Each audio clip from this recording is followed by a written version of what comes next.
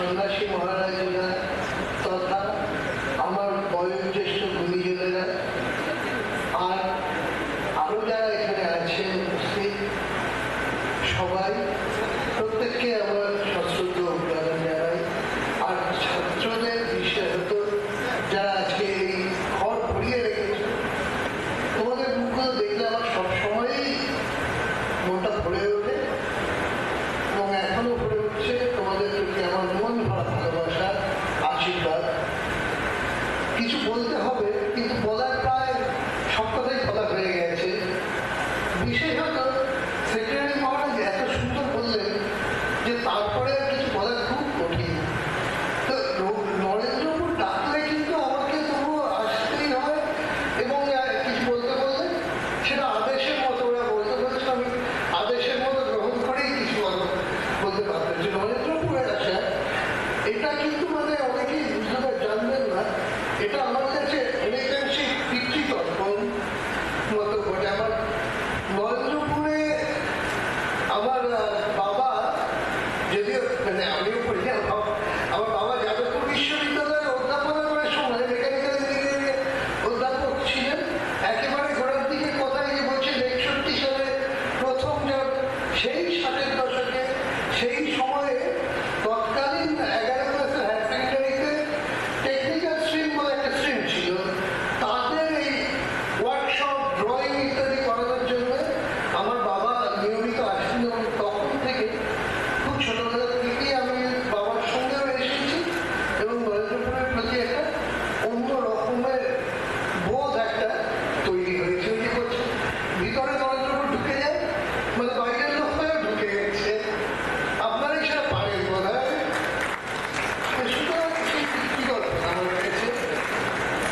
তবে আজকে যারা আছো সব কথা তো মানে ছোটরা যারা আজকে সম্মান পাচ্ছ এবং যারা হয়তো পাবে তারা, তোমাদের তো সব কথাই বলা হলো, সবই তো শুনলে।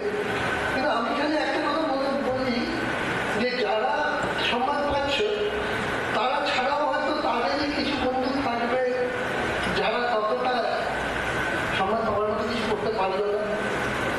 তাদের কিন্তু আমি সবসময় বলি ভুলে যেও না, তারা তোমাদের বন্ধু। একটু আগে শুনেছ যে সবচেয়ে বড় কথা যাই হোক না কেন মানুষ হলে কিন্তু আমরা প্রথম ওই জায়গাটা দিয়ে তার পরিচয়টা হয়ে যায় যে আমরা কিন্তু কাউকে ফেলে দিই না। সবাই তখন আমাদের সঙ্গে, সবাই আমাদের বন্ধু। পৃথিবী তখন বসুধৈব কুটুম্বকম এবং নিজের বন্ধুরা তার বেশি করে বটে। আমার যেগুলো এই রবীন্দ্রনাথের গানে আছে যে অবধজনে খাই দিয়েছেন তাই আমি তার চেলা। আমি সত্যি তাই আমি তার চেলা। আমার প্রভুর পায়ের তলে শুধুই কিনা ভাঙি চলে তা নয়, সবই থাকবে এবং আজ্ঞা থাকবে। পথের ধারে ফেলে গেলে চলবে না, সবাইকে নিয়ে এগোতে হবে, সবার কথা ভাবতে হবে, তবেই বোধহয় গোটা মানুষটা হয়ে উঠতে পারবো। এছাড়া কি বা বলবো, কথা তো সবই শুনেছি। সেই সামগ্রিক কথা পৃথিবীতে যখন এসেছে একটা দাগ রেখে যায়।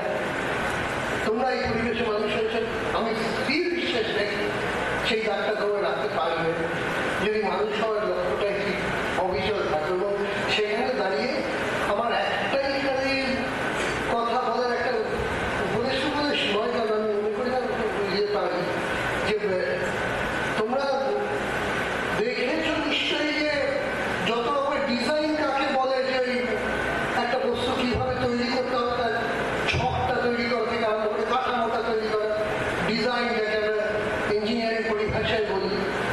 এখন পৃথিবীর শ্রেষ্ঠ ডিজাইন কি বলে মনে হয়?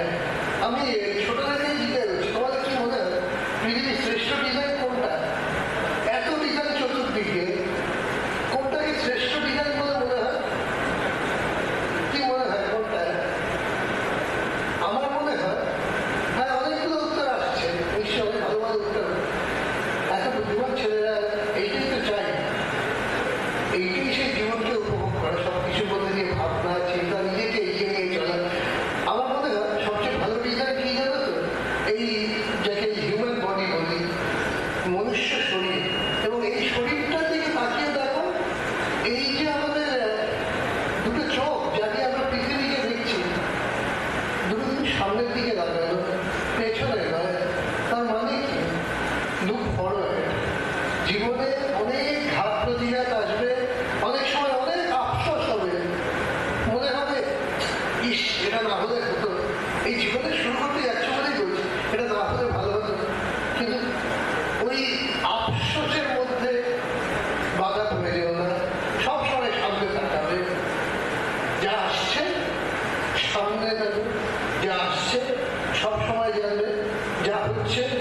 ভালো হচ্ছে, যা আসছে তা তোমার ভালোর জন্যই আসছে, সেইভাবে না সারা জীবন এগিয়ে যেতে পারবে।